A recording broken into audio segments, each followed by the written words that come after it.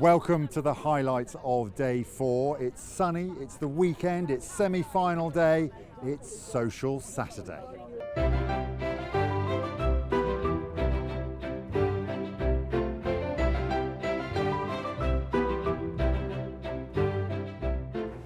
Eating, drinking, celebrating and hospitality are all a big part of Henley, particularly here on the grass in the car parks. That is a trophy-winning picnic going on right there. But there is also the serious business out on the water. This was the first race of the day, semi-final in the Prince Albert. This is UL versus Oxford Brookes. Here, coming out of the end of the island, looks like UL have managed to get themselves to half a length lead over the Oxford Brookes A crew. But it's early stage, still quite a long way to go. Who can transition now and really develop some boat speed for the next 6 minutes? So good smooth start. You'll see some really smooth starts from now on.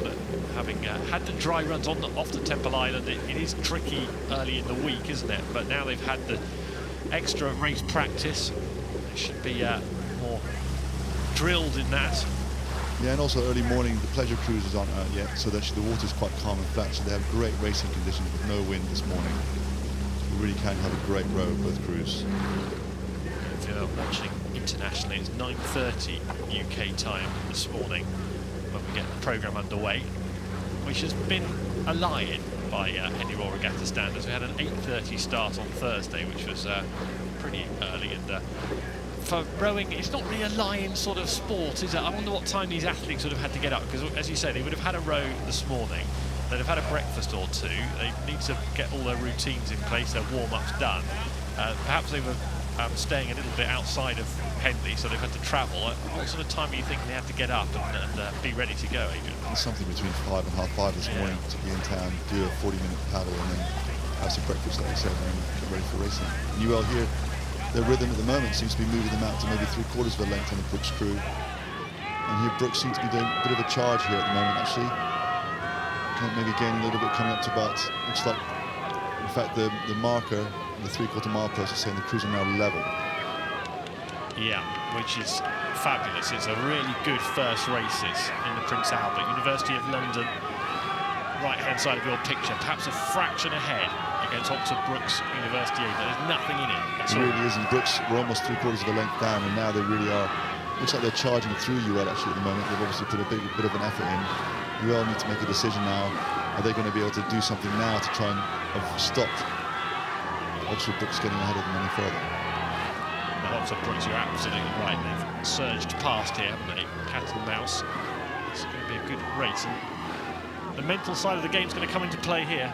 We've got semi-final day coming to the boil here in the very first race. University of London stretching ahead to half a length clear, and Oxford Brookes University, they could well be beaten unless they can produce something spectacular in the last dozen strokes or so. University of London now moving clear, a length clear. Oxford Brookes University have found the pace a little bit too hot to handle in that last 300 or 400 metres, and here come University of London over the line to win the opening semi-final on Saturday of Henley Royal Regatta. Fashion has always been a big part of the outing at Henley. Gentlemen have to wear jackets and ties. New rule this year, trousers are allowed for everyone, and it hasn't yet been hot enough for gentlemen to remove their jackets. If you are interested in what's happening out on the water, here is a fantastic semi-final in the Club Coxers Fours, the Y-Folds. So the Y-Fold semi-final, Lee Rowing Club on the Berkshire station and Northwich Rowing Club on the Bucks station. There they are, Northwich, and both boats really going at it early, knowing they want to seize the moment. High stroke rates from both. It looks like Northwich have done really well there. Yeah, both crews have come out of this attacking it really aggressively, and really high rates of striking here down the crew. And to be honest, looks like there's nothing in it. The times we saw yesterday showing exactly the same thing here, nothing between the crews. Yes, you predicted this would be a dead heat in a roundabout sort of a way. To halfway. Oh, okay. Not to the end. But here, the Lee yesterday, one of the things they did do at this point is they kept a high rate of striking for quite a long time before they settled. So it'll be interesting to see if they move through Norwich a little bit as they transition into race pace. Yeah, a little bit of steering again there by Northwich. Just hope they're not just getting very tired and starting to make these little steering errors. Well, bizarrely, in their last steering error, they actually finished off that little passage of the race, having come back, haven't they? Yeah, and they've just gone through the lead. They are probably, or maybe not now. It looked like it was they the did. previous I think, canvas angle. no, you're right. I think momentarily they did, didn't they? But we're getting a response now from Lee. We've taken a little bit of an advantage. You just feel that Lee have been up a fraction in this race, don't you? And it is only a fraction, but they've just about had the advantage. I don't know, is that your sense in this? My sense was they got up to what they felt was a commanding position, and Northwich have just been really brave through the middle bit and just done everything they can to get back on terms at that point in the race instead of saving it for the finish, and just to try and see if they can rattle the Lee. And they've got themselves back on terms that maybe even got slightly ahead, but the Lee have just had a little bit more in reserve, looks like. And now, as Northwich are starting to fade, the Lee are starting to move away. A tough race, both crews Northwich so tough. Again going at it. This is going to be a very tight finish. Northwich and Lee, a terrific Y-fold semi-final. As we said a couple of 100 metres back, you always sense that Lee just about had the ascendancy, and crucially, at the finish line, they have a length on Northwich Rowing Club. So a really good semi-final in the Y-fold. It's Lee Rowing Club who meet Thames Rowing Club A in the final tomorrow. All the bars are having a cocktail competition in the stewards' enclosure this week, and this one has come up with this, which is a Henley Royal. My limit is about 5 of these before lunch each day, so if I just get that one topped up to my personal specification, we can all raise a glass to the semi-final of the ladies' plate. This is Twickenham and Molesy against Oxford Brookes B. So here we go then. This is the semi-final of ladies Molesy and Twickenham against Oxford Brookes University B. And here we have a really aggressive start from both crews. There'll be no love lost between these two crews. These guys will know each other on the circuit. Brookes here out to about a canvas lead quite early on. Oxford Brookes are the holders of the ladies' challenge plate, winning this one in 2019. Men's 80s is one of the really old competitions. 1845 this one started. And the qualification for this race is that you're not quite at the standard to race the brand. Yeah, clubs, colleges, schools across the world, but not quite in the Grand. And Brookes have already got an 8 in the Grand, so they can't have another crew in that event. So yet another nail-biting semi-final, which is going to go all the way to the end. They're in front of stewards in the next minute, and it's Molesy and Twickenham Rowing Clubs who have taken the lead. The steering has been an issue mid-course, but now they're both neatly settled on their respective stations. Oxford Brookes University, who led the early stages, fading to half a length, maybe 3/4 of a length down. Molesy have shown great composure during the middle of that course, just to sit 1/4 of a length down on a really fast Brookes crew and just wait and bide their time, and their cocks just delivered the killer blow, exactly the right moment just to move out. I mean, they've almost taken the length off them in the last minute and a bit. That's absolutely phenomenal.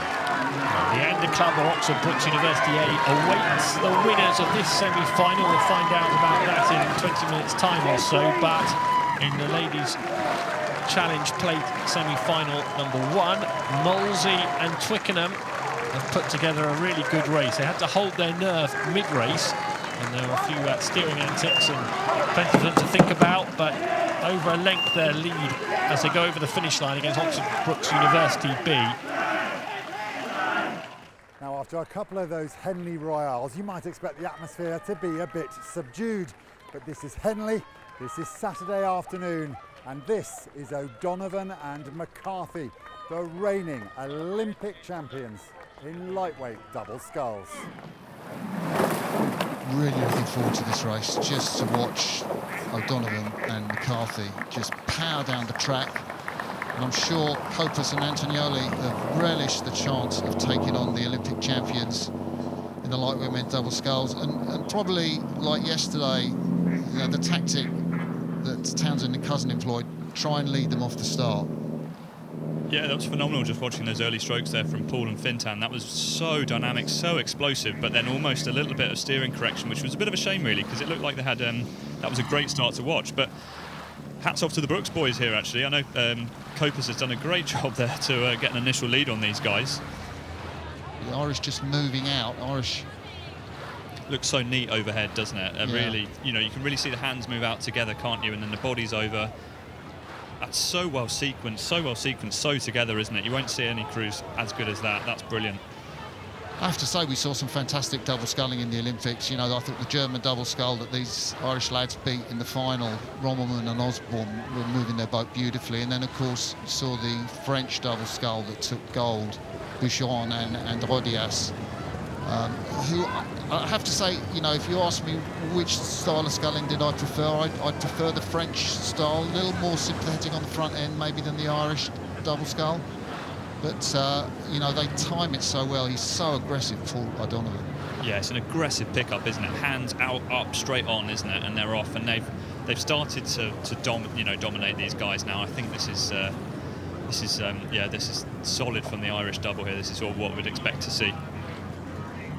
Yeah, and coming down past the enclosures, you can just see the floating grandstand there, our commentary box at the finish, the shot of the town. There's the Irish. I think they've had to work for this. I'm not sure they just kept their pace, and you know, I'm sure McCarthy will have been calling for an effort from Paul O'Donovan there. You see his hands, you can't quite see Paul O'Donovan's hands at the finish. I'm sure we might get a shot of that sometime during this regatta. You can almost see their rate box, can't you, from here? It's 35, 36 strokes per minute, still popping it along. And it's interesting that we spotted this yesterday, the skull and crossbones on the back of Paul's rowing suits. The skull and crossbones is actually a sporting logo for University College Cork, introduced in the 1880s by the rugby team, because it was predominantly a medical school back then, but it's now been adopted by all the sports at that college. Yeah, Paul O'Donovan, of course, studying medicine at University College Cork. So the Irish double come up to the line. A close verdict over the Oxford Brooks double, Copus and Antonioli. McCarthy and Paul O'Donovan take that semi-final of the double sculls from Copus and Antonioli. Here in the trophy room, all the prizes are laid out in these beautiful cabinets, ready to be presented tomorrow. This is one of my favourites, the silver nickels and goblets, and that's for the men's pairs. If you win that, you get that goblet each to take home with you. But also look over here, the 3 new women's trophies waiting to make their debut.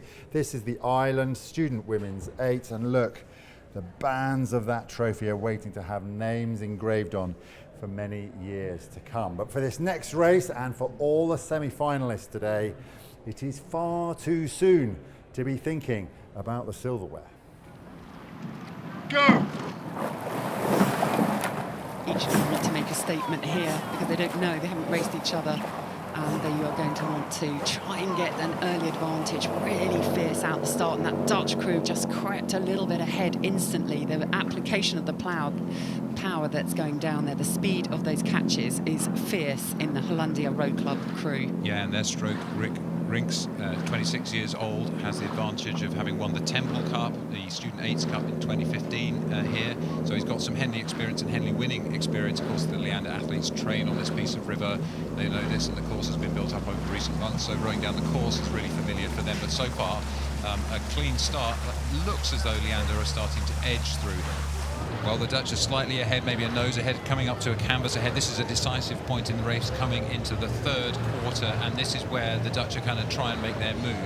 They want to try and take distance off, maybe get a bit more of a lead, pushing it out, as you said, getting that advantage as much as they can, because this is where it's really hurting. We see this in Olympic racing, 2,000-metre racing, the third 500 there, the third quarter of the 2,112 metres here, absolutely vital, and this is where all that training counts, and that mentality and that technical excellence counts. They will be thinking, when do we lift for the finish? Do we call it early in that Leander crew? What have we got left? How do we do it? Do we need more technique, or do we need more strokes per minute?